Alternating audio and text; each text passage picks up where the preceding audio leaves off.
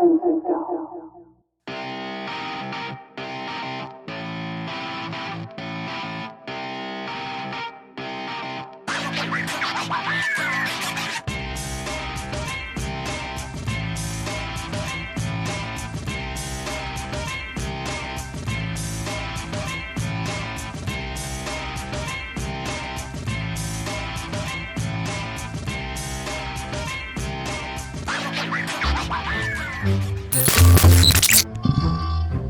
As I'm trying to say, welcome to Kaktus. I am in RK, your host for today. The world is on lockdown. Norway as well. Borders are closed. Travelers will be returned to their home countries. The government has declared martial law and given free hands to handle the situation and make any law they would see fit. Denmark is implying an all-mandatory vaccine for all citizens, even without having the vaccine yet. To be honest, I'm more scared of the government than the virus.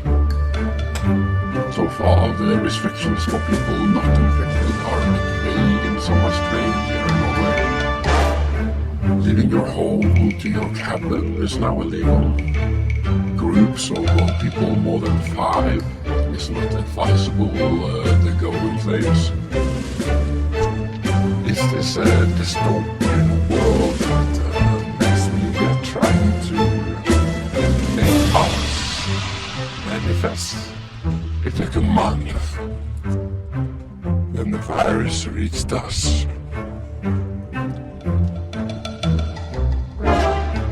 Precautions taken.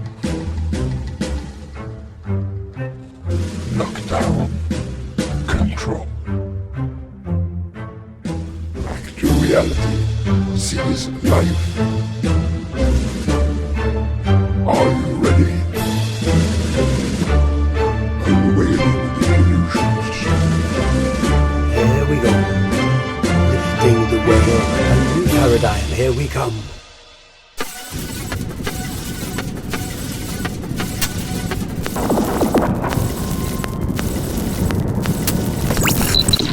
What is happening? What is being implemented?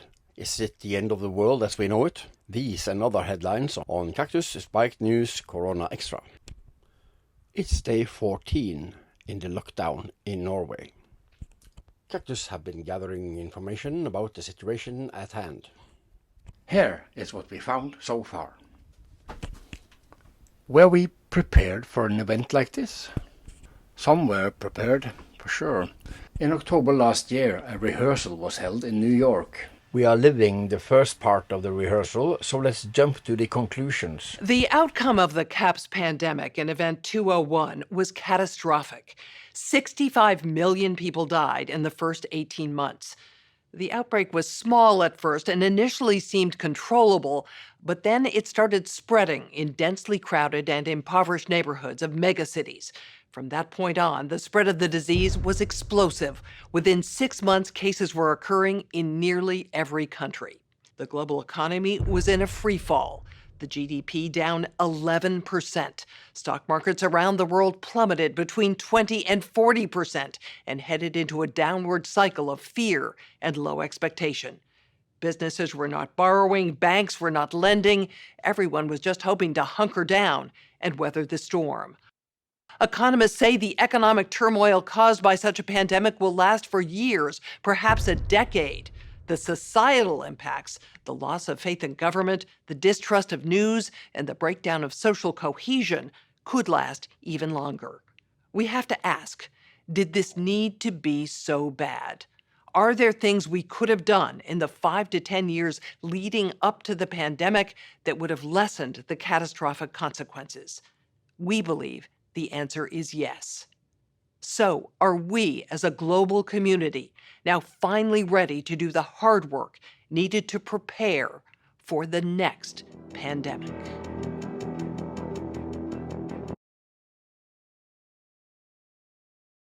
Feels like we are the only one who is not prepared. In Hungary, the number of infected and deaths are doubled in matter of days. Everything is in control, Viktor Orban says. Very good. I have many Magyar friends, so that's very reassuring. In China, people are starting to get well again, and they're letting loose on the quarantine. Here's a report. Has been carried out in many parts of China. However, the false positive, saying they're getting it when they're really not, of positive results in the screening has not been reported up till now. The results, when the infection rate of the close contacts and the sensitivity and specificity of reported results were taken as the point estimates, the positive predicted 80.33%. 8 out of 10 came back false positive saying you had it when you didn't. For the rest of the report, check links below. Ron Paul, a retired American politician, has this to say about the coronavirus. Because when the people are fearful, they are more willing to give up freedoms for promises that the government will take care of them. After 9/11, for example, Americans accepted the near total destruction of their civil liberties in the Patriot Act's hollow promises of security. It is ironic to see the same Democrats who tried to impeach President Trump last month for abuse of power demanding that the administration grab more power and authority in the name of fighting a virus that thus far has killed less than 100 Americans. Declaring a pandemic emergency on Friday, President Trump now claims the power to quarantine individuals suspected of being infected by the virus, and as Politico writes, stop and seize any plane, train, or automobile to stymie the spread of contagious disease. He can even call out the military to cordon off a U.S. city or state. State and local authoritarians love panic as well. The mayor of Champaign, Illinois, signed an executive order declaring the power to ban the sale of guns and alcohol and cut off gas, water, or electricity to any citizen. The governor of Ohio just essentially closed his entire state. The chief fearmonger of the Trump administration is, without a doubt, Anthony Fauci, head of the National Institute of Allergy and Infectious Diseases at the National Institute of Health. Fauci is all over the media, serving up outright falsehoods to stir up even more panic. He testified to Congress that the death rate for the coronavirus is 10 times that of the seasonal flu, a claim without any scientific basis. On Face the Nation, Fauci did his best to further damage an already tanking economy by stating, right now, personally, myself, I wouldn't go to a restaurant. He has pushed for closing the entire country down for 14 days. Over what? A virus that has thus far killed just over 5,000 worldwide and less than 100 in the United States. By contrast, tuberculosis, an old disease not much discussed these days, nearly killed 1.6 million people in 2017. Where's the panic over this? If anything, what people like Fauci and others fearmongers are demanding will likely make the disease worse. The martial law they dream about will leave people hunkered down inside their homes instead of going outdoors or to the beach where the sunshine and fresh air would help boost immunity. The panic produced by these fearmongers is likely helping spread the disease as massive crowds rush into Walmart and Costco for that last roll of toilet paper.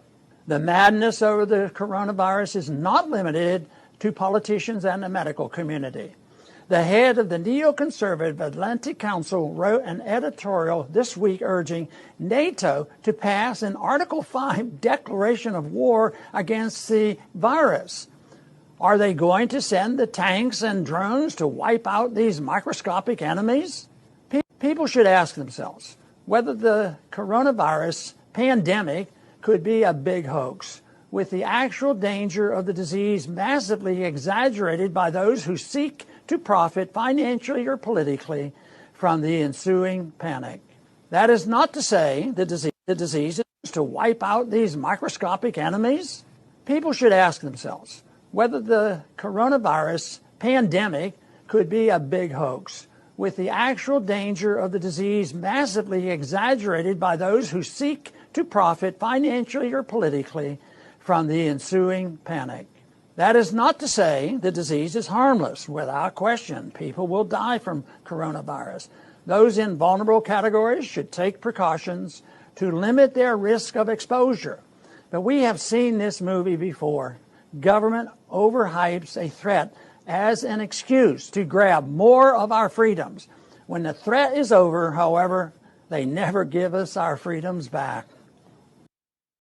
We'll be back after these messages.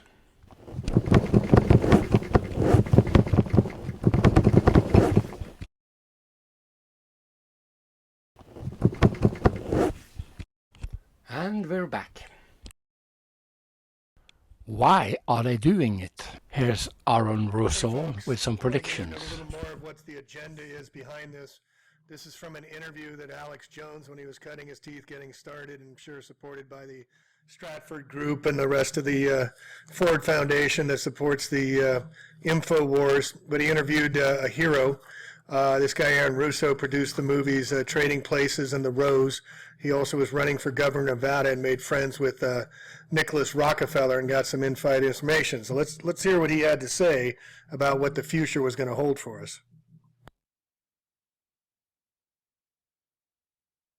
And the whole agenda is to create a one world government where everybody has an RFID chip implanted in them. All money is to be in those chips, right? There'll be no more cash. And this is given me straight from Rockefeller himself. This is what they want to accomplish. And all money will be in your chips. And so instead of having cash, anytime you have money in your chip, they can take out whatever they want to take out whenever they want to. If they say you owe us this much money in taxes, they just deduct it out of your chip digitally. Total control. Total control. And if you're like me or you, and you're protesting what they're doing, they can just turn off your chip. And you have nothing. You can't buy food. You can't do anything. It's total control of the people. And that chip's connected to a database that has your purchasing records, what you do, what Everything. you sell. Everything is in there, you know? And so they want a one world government controlled by them, everybody being chipped, all your money in those chips, and they control the chips, and they control people, and you become a slave. You become a serf to these people. That's their goal. That's their intentions. Eric, can you be specific about when? Is there any relation to Rockefeller and Norway? Indeed, the Public Health Institute came about with a donation of 1 million NOK from the Rockefeller Foundation. The donation had an important clause. The Norwegian government had to commit itself to finance the operation of a National Institute of Public Health on a permanent basis. This is not the only time the Rockefeller Foundation has given donations to different causes in Norway, but always with a clause. And he shows this, he posted on Reddit of all places, I'm working from home. What's this with this little antenna up there? And then his dog looks scared as can be to be associated with this guy. So Gates will launch the human implantable capsules that have digital certificates which can show who has been tested for the virus and who has been vaccinated against it. He went on Reddit, asked me, he says, quote, eventually we'll have some digital certificates to show who has recovered or who have been tested recently or when we have a vaccine who has received it. He's also said they're going to need 1 billion or more vaccines. He also said that it may be up to 18 months before a vaccine will be ready. The digital certificates Gates was referring to are human implantable, quote, quantum dot tattoos that researchers at MIT and Rice are working on as a way to hold vaccination records. Everybody must get vaxxed. And last December, when scientists from the universities revealed they were working on these quantum dot tattoos, Gates approached them about solving the problem. No, creating problem, reaction, solution.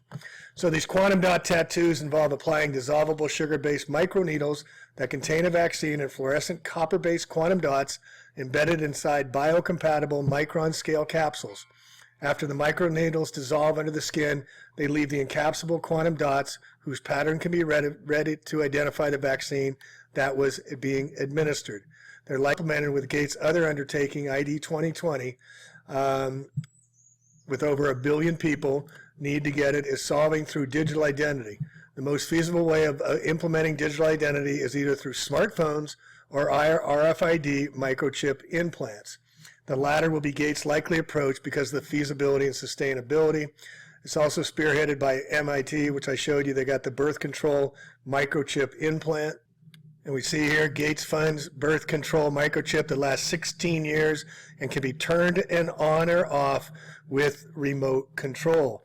This is exactly what Aron Russo, in his wonderful talk that got him killed, he was suicided with cancer, was talking about, was the on and off switch. They'll just turn off your chip.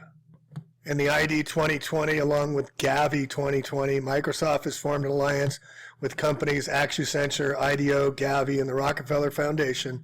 The project is supported by the United Nations, has been incorporated in the United Nations Sustainable Development Goals Initiative. They're going to do this, folks, if we allow it.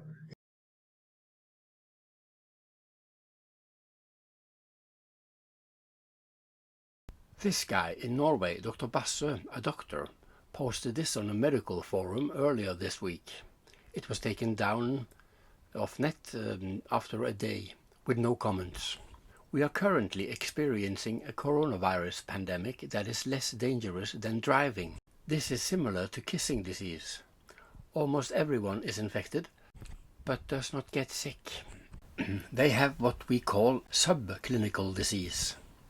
A few get sick, and a few of them again get seriously ill and die. This is natural. To live is said to be a deadly disease. We don't have to worry hysterically about it. Mouthcloth does not help. The Black Plague was dangerous. Spanish disease and tuberculosis as well. Much more dangerous than coronavirus. However, all who survived with subclinical or mild diseases are forgotten. All indications are that coronavirus is not in this class of dangerous microorganisms. The vast majority of people will survive without any action. Coronavirus infection cannot be prevented. This is a respiratory tract infection that is mainly spread by breathing and a little coughing, and we can't stop breathing. Bindings does not help because the virus particles are so small that they pass unobstructed through the mask. Give up this nonsense.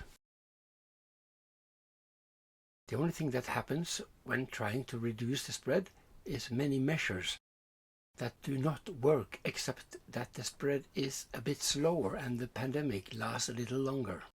Stop all these foolish measures and return to normal cohabitation with virus, bacteria and fungi.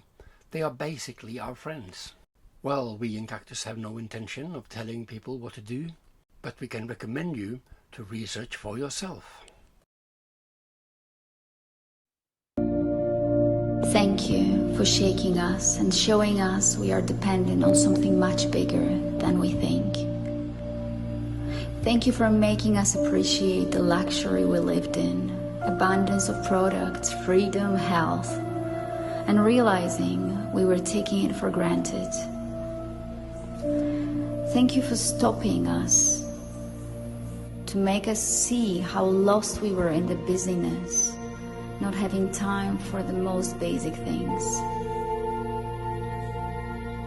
Thank you for allowing us to put aside all our problems we thought were so important and showing us what is actually important. Thank you for stopping the transport. The earth was begging us to look at the pollution for a very long time. We didn't listen. Thank you for all the fear. It has been a global disease for years, but not many of us wanted to face it.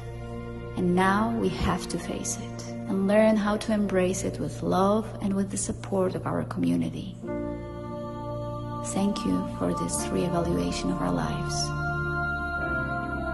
Thank you as we finally understand what it means that we are all connected. Thank you for the unity between all of us. We knew the world has to change. Thank you for helping us to undermine everything and giving us a chance to build the world from the very beginning. This virus is part of us. It's between us, in us. It connected us all, either physically or energetically. Gratitude supports the immune system, but also lets us see things from many perspectives. And it's up to us which perspective we will choose, but best is to be aware of all of them.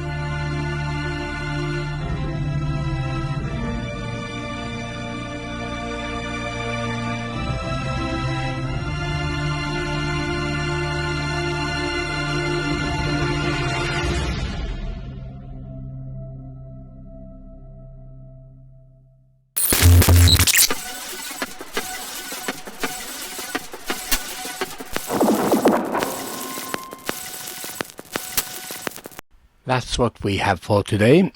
Thanks for watching. We'll be back maybe next month if we survive.